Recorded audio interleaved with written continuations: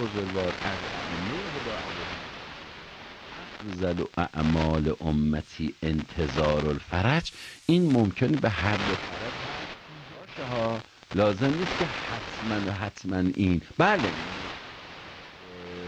اتم و مصداق بار قطعی اونها. اما در این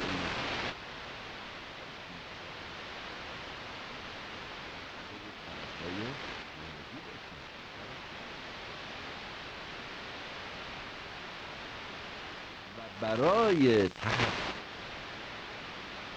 انتظارم که شد حرکت برداریم. گاهی ما متصمیم همین الان هست در همین فرجهای موردی حالا دست رو دست بگذاریم که